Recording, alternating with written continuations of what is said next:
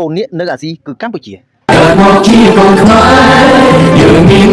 ហើយបងប្អូនកូននេះនៅអាស៊ីគឺកម្ពុជាគឺជារឿងពិតណាស់បងប្អូនមិនអាចប្រកែកបានឡើយទស្សនវិស័យចក្ខុវិស័យសុទ្ធតែជាកម្ពុជាថ្នាក់ដឹកនាំជាតិកម្ពុជាដើរឆ្ពោះទៅរកអស់រយៈពេលជាច្រើនឆ្នាំកន្លងមកហើយឥឡូវនេះចិត្តបានមកដល់ដៃបងប្អូនយើងហើយបងប្អូនជាទីមេត្រីបងប្អូនពិតជាដឹងច្បាស់ហើយថាថ្នាក់ដឹកនាំជាតិកម្ពុជាសុទ្ធសឹងជាកម្ពុជាមេទ័ពក្នុងការដឹកនាំប្រយុទ្ធសម្ដេចតេជោធិបតីហ៊ុនសែនគឺជាយុទ្ធសាស្ត្រចម្បាំងគ្មានគូប្រៀបនៅក្នុងសករាជថ្មី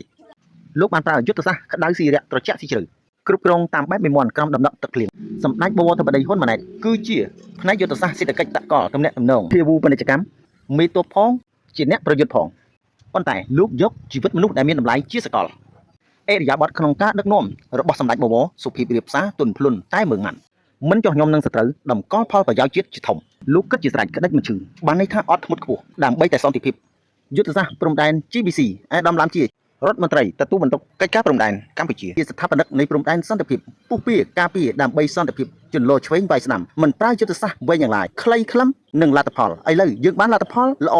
នៅថ្ងៃទី23ខែតុលាឆ្នាំ2025នៅ6ចំណុចទី1អាដាមឡាំជាបានតស៊ូមតិយ៉ាងស្និទ្ធស្នាលបំផុតជាមួយអាដាមប្រាសាំងវិនឆៃតំណាងឲ្យប្រទេសសៀមដោយមានភាពស្និទ្ធស្នាលទី2តម្កល់ផលប្រយោជន៍ជាតិទាំងសងខាងជាធំទី3គឺជឿទុកចិត្តគ្នាទៅវិញទៅមកដោយបុគ្គលភារកិច្ចទៅឲ្យព្រំដែនចម្រុះដើម្បីសាងសង់បង្គោលព្រំដែនជាថ្មីចំនួន15តាមគំរូដើមបារាំងសៀមឯកភាពគ្នាកែសម្រួលបច្ចេកទេសនៅឆ្នាំ2003តាមផែនការ MOU ទី4សាងសង់បង្គោលឡើងវិញបង្គោលលិចទឹកចំនួន3ដោយភាគីទាំងពីរឯកភាពគ្នាទី5ភាគីទាំងពីរពន្លឿននៃការកែសម្រួលបច្ចេកទេសឆ្នាំ2003តាមផែនការដែលបានគ្រោងទុកទី6ឯកភាពគ្នាវាស់វែងខណ្ឌសីមាចន្លោះបង្គោលលេខ42ដល់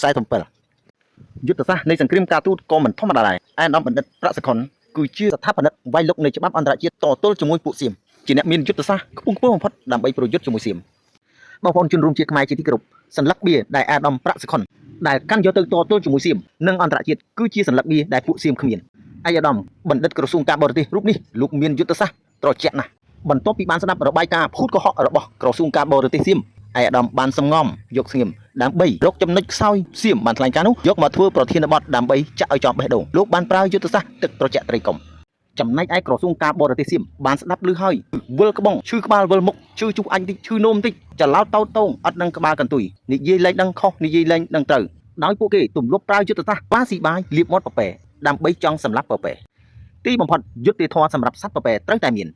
មិនត្រឹមតែសត្វប៉ប៉ែមានយុត្តិធម៌ទេសូម្បីតែពិភពលោកស្រក់ទឹកភ្នែកសែនអាណិតដល់សត្វប៉ប៉ែធ្វើឲ្យពិភពលោកស្គាល់សត្វប៉ប៉ែកាន់តែច្បាស់ស្គាល់សត្វប៉ប៉ែកាន់តែច្រើនថានេះជាមិនមែនក្តាន់ចំណែកសត្វស្វាដែលមានកលល្បិចច្រើនស្ទើរតែរកដើមឈើតោងមិនបានខ្ញុំបាទសូមថ្លែងនូវគុណយ៉ាងជ្រាលជ្រៅចំពោះពុកម៉ែបងប្អូនដែលបានចូលរួមទស្សនាវីដេអូនេះបើសិនខ្ញុំធ្វើអត្ថាធិប្បាយទៅមានការខុសឆ្គងនិងពាក្យអសុរោះមិនគូគប្បីសូមខន្តីអភ័យទោសដល់ខ្ញុំផងសូមអរគុណ